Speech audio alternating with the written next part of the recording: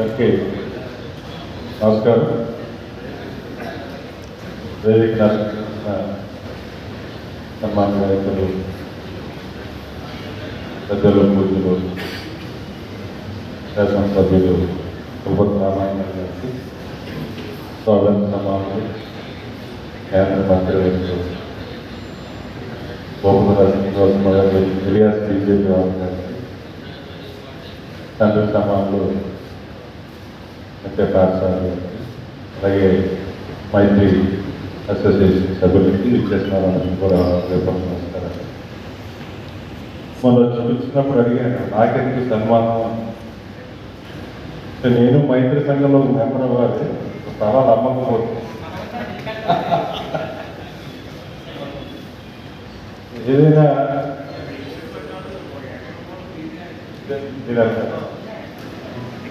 ఇప్పుడు గుర్తి ఏదైనా చాలా ఆనందమైన విషయం ఏంటంటే సంఘాలు అందరూ పెడతారు, వ్యక్తిగత లబ్ధి పొందే ప్రయోజనాలు ఎక్కువైతుంది. మైత్రి అసోసియేషన్ వారు చెప్పారు, ఎవరున్నా కూడా మన బ్యాంక్ వాళ్ళని ఇంప్రూవ్ చేసుకోవాలి, అభివృద్ధి చేసుకోవాలని ఒకే తపంతో ఉండే అసోసియేషన్ మైత్రి. లేదా మేము ఏదో చేసేసాం, హెల్ప్ చేసాము అని చెప్తున్నారు. హెల్ప్ చేసేవాడి కన్నా 10 మందికి మంచి చేయాలని ఆలోచన వచ్చింది. మీ సంకల్పం వచ్చింది. మేము ఎవరో అధికారంలో మా చేతిలో చేసాం, కానీ చాలామందికి ఆపర్చునిటీస్ ఉన్నాయి. నేను అందులో నిలబెట్టిన 4-5 అందులో మీరు. సో 10 మందికి ఉపయోగపడాలి, చుట్టూ ఉన్నందుకు ఉపయోగపడాలని ఆలోచన, మీ ఆలోచన గొప్పదని నేను భావిస్తున్నాను. ఇక్కడ గ్రౌండ్ వాటర్ చాలా ఇబ్బంది. సో ఇక్కడ ప్లాంట్ ఇచ్చినప్పుడు డైరెక్ట్గా మున్సిపల్ వాటర్ని మళ్ళీ ఓవర్ ట్రీట్ చేసుకునే విధంగా 24/7 ఎప్పుడు కావాలన్నా దాన్ని ఇచ్చి వాటర్ వచ్చే విధంగా పెట్టుకోవడం జరిగింది. సారథి గారు తెలియని వ్యక్తి కాదు. ఏ సమస్య వచ్చినా ముందు ఎత్తుపై వేసుకుని నిలబడే వ్యక్తి వెంకటరాజు. ప్రతి ఒక్కరికి కూడా అందుబాటులో ఉంది. ఈరోజు ఇక్కడ టీడీపీ పార్టీ ఉంది అంటే ముఖ్య పాత్ర వ్యక్తిత్వం మోసింది అంటే మాట్లాడుతూ. ఇక మీరు సన్మానం మీకు చేయాలి కాదు, ఒక మంచి ప్రభుత్వాన్ని తీసుకొచ్చే మార్పు తీసుకొచ్చి అది అసలైన సన్మానం, ప్రజలకు ఇవ్వాల్సిన సన్మానం మేము కాదు. ఈరోజు మంచి భవిష్యత్తు రాష్ట్రానికి ఇచ్చే విధంగా తీర్పుని ఇవ్వడం వల్ల ఈరోజు ఇంత మార్పు వచ్చిందని బలంగా నేను నమ్ముతున్నాను. అదేవిధంగా ఏ సమస్య ఉన్నా, సమాజానికి ఏ అవసరమైనా కూడా అందరూ కలిసిగా ఎదరికెళ్ళి మన హక్కు సహకారం చేస్తూ ఎదరికెళ్దాం. నన్ను ఇక్కడ పిలిచి నన్ను ఇందులో భాగం చేసినందుకు మీ అందరికీ కూడా పేరు నా మైత్రి గారికి కృతజ్ఞతలు తెలియజేస్తాను.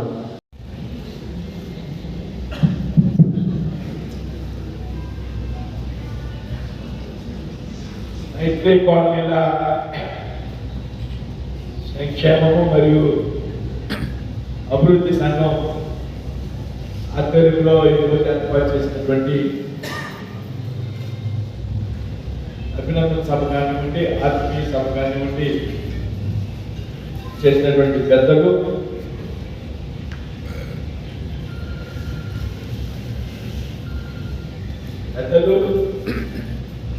ఒకప్పుడు ఇదే మైత్రి కోల సంఘానికి కార్యదర్శిగా పనిచేసి ప్రస్తుతం శాసనసభ్యులుగా ఉన్నటువంటి వ్యక్తి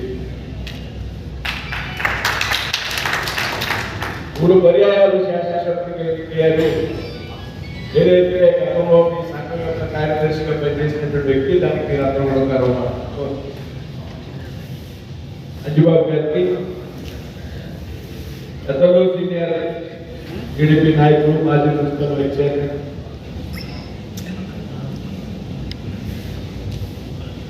రాజకీయాల్లో ఏమాత్రం అదృష్టం కలిసి రాలేనటువంటి వ్యక్తి చర్చ వచ్చింది కాబట్టి అదృష్టం అంతవరకు కష్టం మిగిలింది, అదృష్టం కలగలేదు. వెంకటనాథ్ సార్ గారు మిత్రులు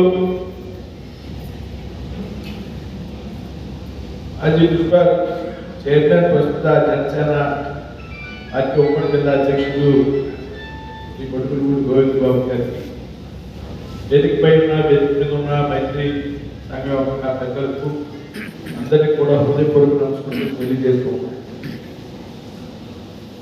నేను మామూలుగా ఎప్పుడు వరకు అయితే మైత్రి సంఘం అంటే కేవలం బ్యాక్వర్డ్కి సంబంధించినటువంటి సంఘం మాత్రమే. ఇప్పుడే తెలిసింది ఇది ఒక 5 కాలనీకి సంబంధించినటువంటి అసోసియేషన్. ఏదైతే కాలనీ ఉందో, బ్రహ్మయ్య నగర్ ఉన్నదో, రెడ్డి కాలనీ ఉన్నదో, వీరాస్వామి నగర్ ఉన్నదో, అటాలి ఇవన్నీ ఎందుకు చెప్పగలుగుతున్నానంటే ఒకప్పుడు ఇది నాట ఈ టెలివిజన్ చెప్తా ఉంటారు. 2 సంవత్సరాలు పూర్తిగా ఈ కాలనీలోని కట్టినటువంటి వ్యక్తి నా కేర్ ఆఫ్ సుంకరపతి గారు ఇది రావి చెట్టు, బ్యాంక్ కాలనీ లేకపోతే బ్రహ్మయ్య నగర్, కటారి నగర్,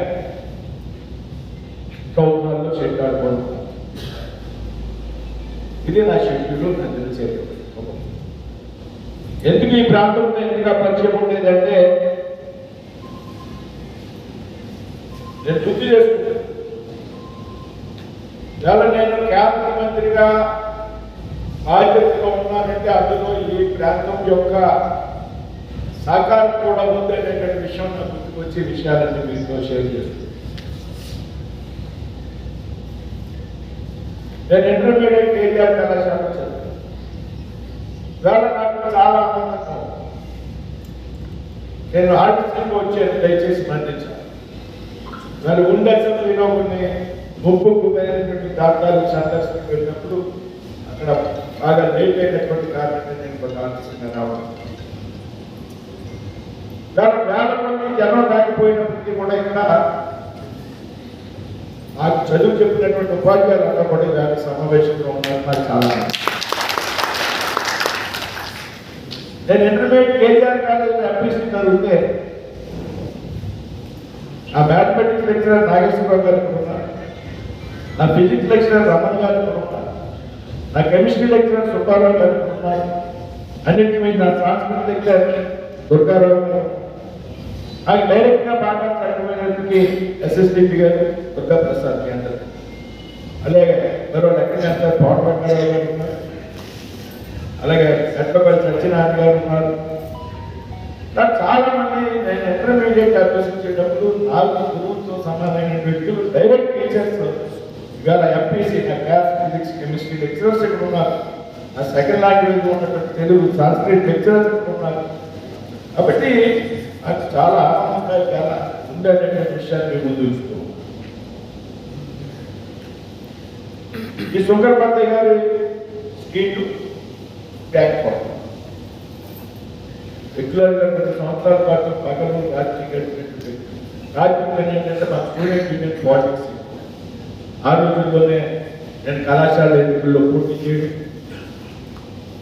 ఈ ప్రాంతంలో ఉన్నటువంటి విద్యార్థుల సహకారం వల్ల ఆనాడే నేను జూనియర్ ఎన్నికల్లోనే కళాశాల జాయింట్ సెక్రటరీగా ఎన్నిక కావడం జరిగింది.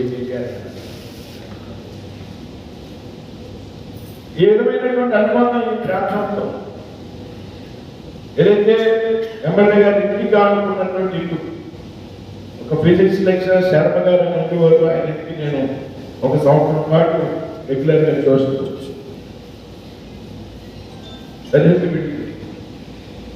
విధంగా అనుబంధం నాకు ఈ ప్రాంతంలో ఉంది. కానీ ఇక్కడ ఉన్నటువంటి వ్యక్తులందరూ కూడా బాగా పెద్దవాళ్ళు, కొంతమంది తప్పించి వ్యక్తిగతంగా పర్సనల్గా అందరితో కూడా వ్యక్తిగతంగా పరిచయం, పార్టీ పరంగా వ్యాపారం వ్యక్తిగతంగా పరిచయం, అందరూ కూడా అభ్యాసంగా వర్తించుకునే వ్యక్తులు కానీ సమస్య. కాబట్టి ఇంతటి చక్కటి ఆత్మీయ సమ్మేళనానికి వచ్చేసినందుకు నాకు చాలా ఆనందంగా ఉంది. నేను ఇవాళ దేవరం నుంచి కేంద్ర మంత్రి స్థాయికి ఎదిగానంటే నేను చదువుకున్నటువంటి కళాశాల, నేను పెరిగినటువంటి ప్రాంతం, నాకు ఇప్పుడు కులాలతో సంబంధం. అందుకే నేను కేసీఆర్ కళాశాలలో లేని ఆ రోజు అదో డిఎన్ఆర్ కళాకారులు ఆ మిత్రుడు కాగిత రమణ ఉన్నాడు, అదొకటి చదువుతుంది. కుల సంగతి ఇక్కడ ప్రస్తావించడం సమంజసం కారణానికి ఎంతో గొప్ప వ్యక్తులు ఇలా నాకు స్నేహితులుగా ఉన్నారు అంటే కళాశాలలో ఒక్కడే జూనియర్ కళాశాలలో ఒక్కడంటే ఒక్కడే క్షత్రియ విద్యార్థి అయితే నన్ను కళాశాల కార్యదర్శిగా కనిపించినటువంటి వ్యక్తులు ప్రాంతంలో ఉన్నారని గుర్తు చేయడానికి నేను చెప్తున్నాను. నా స్నేహితులు అంత గొప్పవారనే విషయాన్ని చెప్పడం. తర్వాత డిఎన్ఆర్ కాలేజీకి వెళ్ళా, చదువుకుని కాలేజీకి ఎన్నికల్లో పోటీ చేశాను, అధ్యాపకుడిగా పనిచేశాను, లెక్చరర్ ఇన్ లైబ్రరీ సైన్స్ గా ఉద్యోగాన్ని రాజీనామా చేశారు. కళాశాల పాలకవర్గ ఎన్నికల్లో పోటీ చేశారు, జాయింట్ సెక్రటరీ కరస్పాండెంట్ గా 13 సంవత్సరాలు పనిచేశారు. చిన్నప్పటి నుంచి రాజకీయాలు ఉన్నటువంటి ఆసక్తి, స్టూడెంట్ యూనియన్లో ఉన్నటువంటి ఆసక్తి, నన్ను అందరినీ కలిపి మనస్తత్వం మంది స్థాయికి తీసుకొచ్చేటువంటి విషయాన్ని నేను. కాబట్టి ఆ కష్టం తెలుసు, కింద స్థాయిలో ప్రజలకు ఇబ్బందులు తెలుసు, వాటి లెవెల్ నుంచి పనిచేసినటువంటి కార్యక్రమం, విద్యార్థుల సమస్యల మీద పోరాటాలు చేసినటువంటి, అభివృద్ధి ఏ విధంగా చేయాలనేటువంటి విషయాల మీద ఒక అవగాహన ఉన్నటువంటి,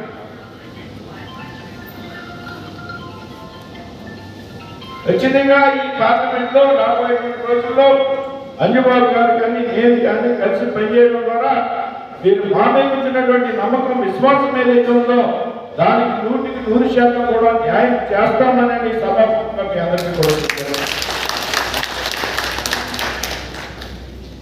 అవినీతికి దూరంగా ఉండేటువంటి అంజబాబు గారి విషయం మీకు తెలుసు. గతంలో 2 సార్లు శాసనసభ్యుడిగా పనిచేశారు.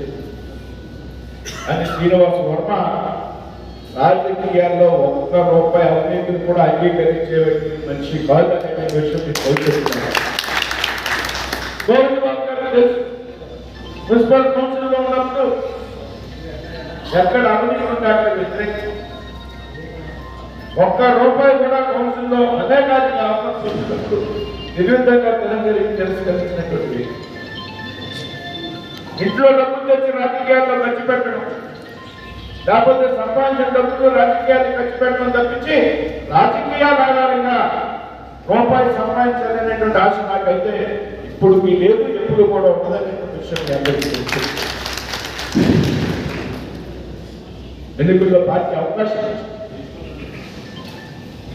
నేను శాసనసభ్యులకి అడిగాను, పార్టీ అని నేను అడిగాను, గుర్తులుంటే నీకు ఒక శాసనసభ నియోజకవర్గం అడగాలి ఏంటి అంటే నేను పక్కన ఉన్నప్పుడు గుర్తుకి, ఎందుకంటే ఇక్కడ పోటీ చేయాలంటే ఆయన 60-70 కోట్లు కావాలి, అవి నా దగ్గర లేవు కాబట్టి అక్కడ ఎవరికి కొంచెం తక్కువ అవుతుంది కాబట్టి అది లేదు.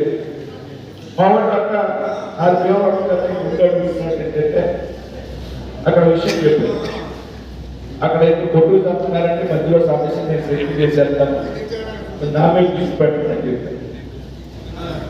సాధ్యం కాదు, పార్టీ ప్రభుత్వం నేను 2014లో ఒక అవకాశం మిస్ అయ్యాను, అది పార్టీ దృష్టిలో. అప్పుడు అక్కడ మనకి గుండాసుల కోసం అడిగినప్పుడు అక్కడ తాడేపల్లి కూడా ఇవ్వడం, మాణిక్యాలు జరుపుకోవడం, అప్పుడు నేను జిల్లా అధ్యక్షుడుగా ఉన్నా. పార్టీ నా కష్టాన్ని గుర్తించింది. ఈవేళ నేను మంత్రి పదవి పొందానంటే శ్రీ అదృష్టం ఇవన్నీ కాదు, నా పార్టీ యొక్క గొప్పతనం అనేటువంటి విషయాన్ని రికమెండ్ చేసి ఉదాహరణకు మోసి నెక్కి గెలిపించి ఎన్నికల అనంతరం వేరే పార్టీలో వెళ్ళిపోతుంటే అసలైన సుశిక్షితులైనటువంటి కార్యకర్తగా ఆ మనసును పోషించి బాధపడి మనమే ఎందుకు కాకూడదు అనేటువంటి ఒక పట్టుదల నాలో పెరిగింది. ఆ పట్టుదల ఆధారంగా పార్టీ నన్ను సమర్థించింది. నాకు ఎమ్మెల్యే గారు చెప్పినప్పుడు డబ్బులు లేవన్నారు, గెలవనన్నారు అని శ్రీనివాస వర్మ నాకున్నటువంటి ఆస్తిలో 60% ఆస్తి అమ్మి తెలియని విషయం చెప్తున్నా. శ్రీనివాసరావు ఊరికి ఎంపీ కాలేదు, ఊరికే మంత్రి కాదు. 60% ఆస్తి అమ్మి ఎన్నికలు అసెంబ్లీలో ఖర్చు భారీగా ఉంది. వైసీపీ ఎమ్మెల్యేలకు నేను సహకరించాలి, తప్పదు.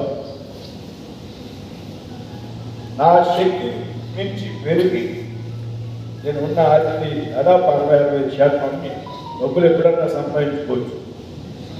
లేకపోతే నా శాస్త్రీయంతో ప్రశాంతంగా గడపడానికి నాకు ఎంత అవసరం నాకు లెక్క ఉంది. ఆ లెక్క ప్రకారం పక్కన పెట్టుకుని మిగతాదంతా అమ్మి ఎలక్షన్ చేసి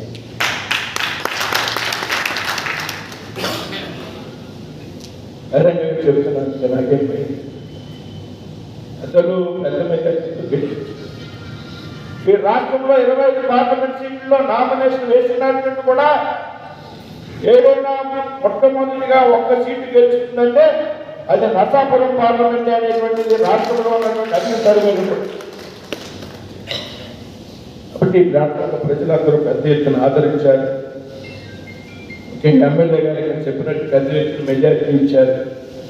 ఆయనకి నాకు గతంలో ఆయన శాసనసభ్యుడిగా చేసినట్టు కూడా మంచి అనుబంధం ఉంది. గోవింద్ బాబు గారితో, సారథి గారితో. నేను కుర్రోడు, సారథి గారు రాజకీయాల్లో ఉన్నప్పుడు నేను కుర్రోడు, అలా చదువు. కాబట్టి అంతా కొంత మీకు అవగాహన కోసం చెప్పాను.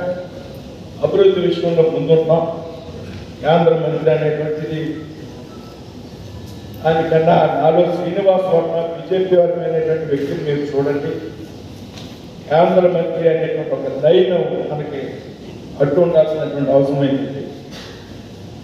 నేను నిరంతరం కూడా అభివృద్ధి కోసం పాటుపడేటటువంటి వ్యక్తి. నాకేం పని లేదు, వ్యాపారం పెట్టాను. వ్యాపారాలు స్నేహితులు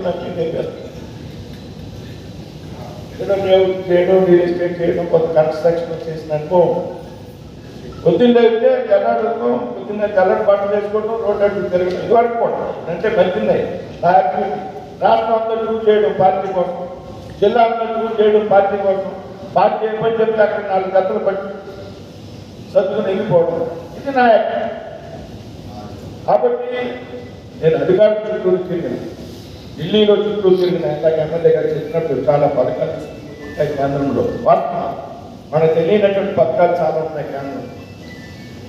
వాటిని పెద్ద ఎత్తున నిధులు మంజూరు చేసి ఇంట్లో అంజబాబు గారు చెప్పినట్టు ఆయనతో కలిసి ఈ ప్రాంత అభివృద్ధి అంజబాబు గారు, శ్రీనివాసరావు కూడా కాంబినేషన్లో ఈ నియోజకవర్గం అభివృద్ధి విషయంలో, అదేవిధంగా ఈ మైత్రి కాలనీలు 5 కాలనీలు ఏవైతే ఉన్నాయో వాటి అభివృద్ధి విషయంలో పూర్తిగా నా సహకారం ఎప్పుడు ఉంటుంది అనేటువంటి విషయాన్ని మీ ముందు చుట్టూ సెలవు తీసుకున్నాను. జై శ్రీరామ్.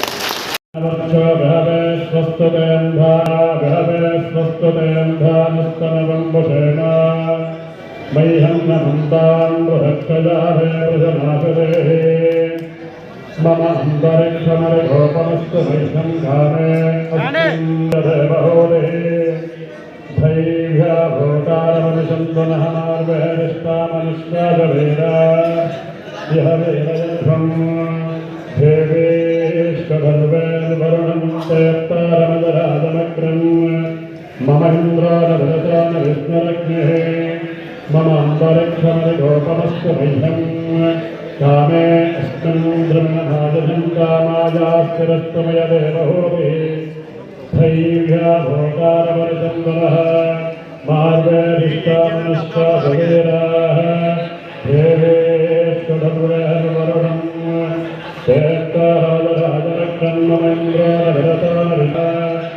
ధర్వాయుష్మాన్మృతష్టమయతః యో వైవాహం బ్రహ్మణో వేద అమృతేన బృహాంబరే తస్మై బ్రహ్మజ బ్రహ్మాజ ఆజగేర్థం ప్రజాంబరే బ్రాహ్మణో వై సర్వదేవతావద్దరేణ ఆయుర్భాన్ మగ్నాభిజాభిజేమః జనం ధాన్యం భవత్సరాయ నమో రాతవే దేవతేభ్యో నమో నమః అస్తం ధ్యానాయ శతమానం భవదతాయ పరధశ్రేవేంద్రియ ఆయుష్యేవేంద్రియ ప్రతిష్టతే రోదమానస్తోభనస్తోభమానః కళ్యాణః సుభగం శుభం शतमानं भवतु शताय पुरुषश्रेवेन्द्रिये आयुष्येवेन्द्रिये प्रतिष्ठतो शतकं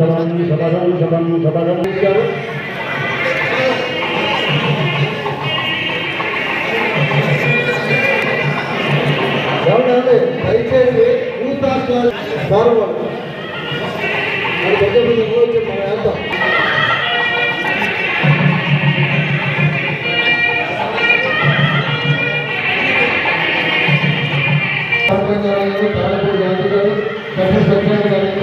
భీమవరం వారు నల్లం వెంకటకృష్ణ నాయక్ గారు అధ్యక్షులు, ప్రధాన కార్యదర్శి గౌరవ పాండురంగా గారు, ఆర్గనైజింగ్ కార్యదర్శి తానపూడి గాంధీ గారు, ప్రెసిడెంట్